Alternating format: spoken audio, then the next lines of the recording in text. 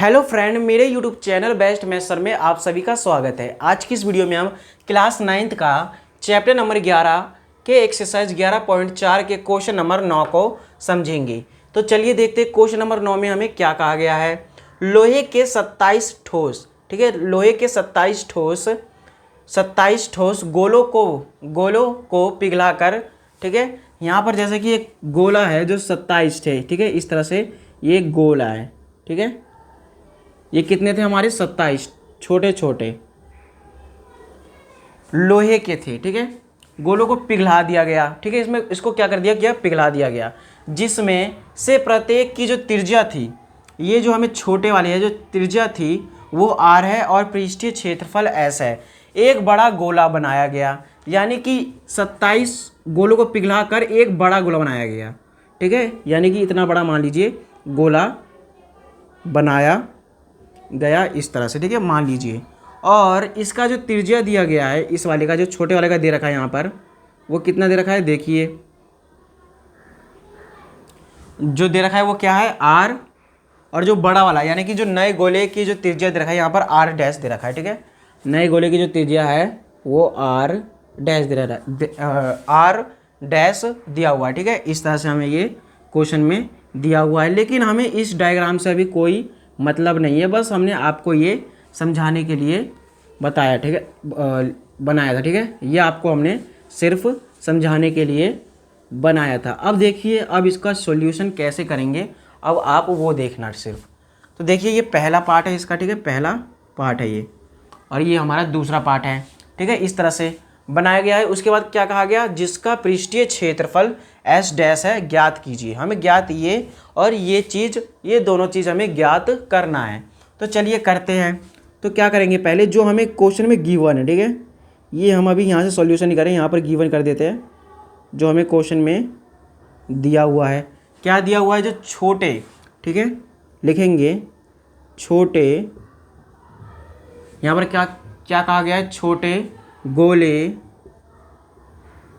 का पृष्ठीय क्षेत्रफल, ठीक है, छोटे गोले का जो पृष्ठीय क्षेत्रफल है वो क्या है, एस है, तथा इसकी त्रिज्या क्या है, तथा यहाँ पर लिख देंगे तथा त्रिज्या क्या है, स्मॉल r। उसके बाद क्या कहा गया है, एक बड़ा गोला बनाया गया, तो लिखेंगे ये हो गया पहला कंडीशन में। अब दूसरा, बड़े गोले का पृष्ठीय क्षेत्रफल, ठीक है, का पृष्ठीय क्षेत्रफल,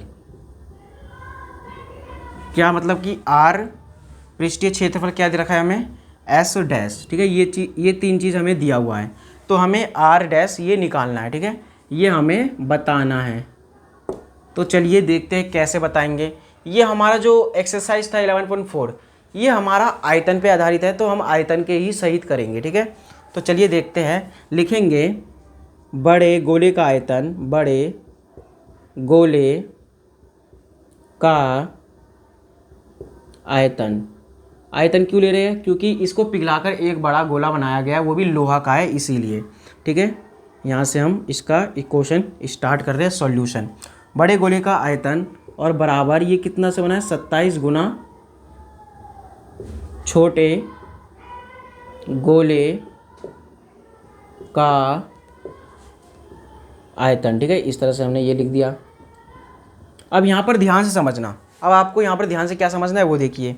ये बड़े गोले का आयतन 27 छोटे गोले का आयतन, इसका मतलब क्या है, ये जो 27 हमारे छोटे गोले थे ना, इसके आयतन से मान लीजिए, तो हमारा इससे ये कन्वर्ट हुआ, यानी कि इस 27 छोटे गोलों से मिलकर पिघलाकर इसको ये इतना बड़ा, मतलब कि बड़े गोला बनाया गया है, ठीक है, ये क्वेश्चन में हमें कहा गया है। उसके बाद जो इसका फॉर्मूला है वो लिख देंगे। फॉर्मूला क्या होता है, गोले का जो फॉर्मूला था वो होता है 4/3 पाई, यहाँ पर बड़ा है, तो देखिए हमें क्या करना है, बड़े के लिए 4/3 पाई r क्यूब, ठीक है, ये होता है इसका फॉर्मूला।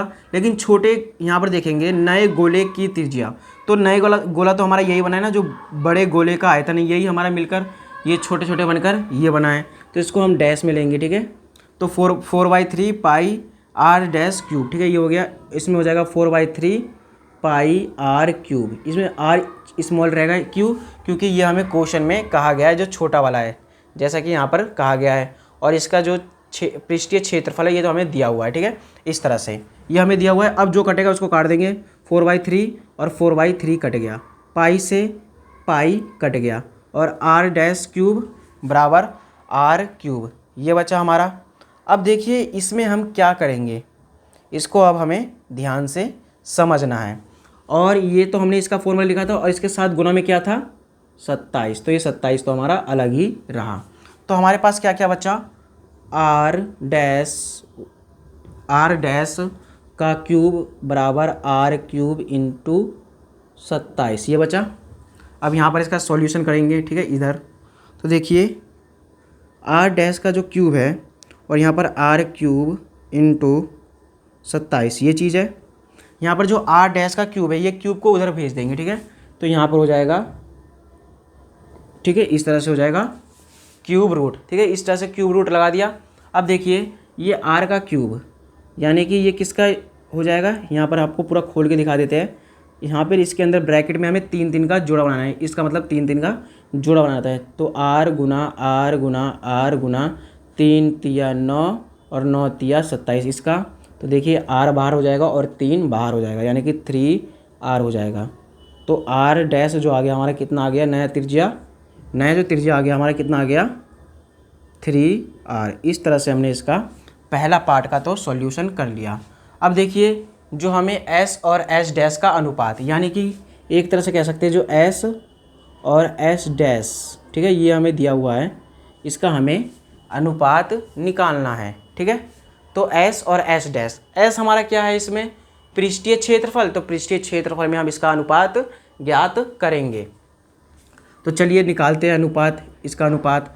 तो S हमारा क्या है इसमें, देखिए S हमारा क्या है, छोटे गोले के लिए, ठीक है, लोहे के 27 ठोस गोलों को पिघलाकर जिसमें से 27 की त्रिज्या, ठीक है, 27 की त्रिज्या R और पृष्ठीय क्षेत्रफल S है, ठीक है, पृष्ठीय क्षेत्रफल हमारा क्या है, S है।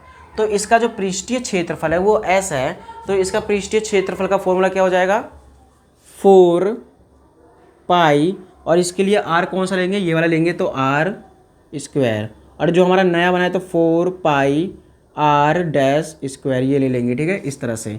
अब देखिए क्या करेंगे, ये हमारा 4 से 4 कट गया, पाई से पाई कट गया, ठीक है, R स्क्वायर, यानी कि हमारा जो R है वो क्या है, वो देखिए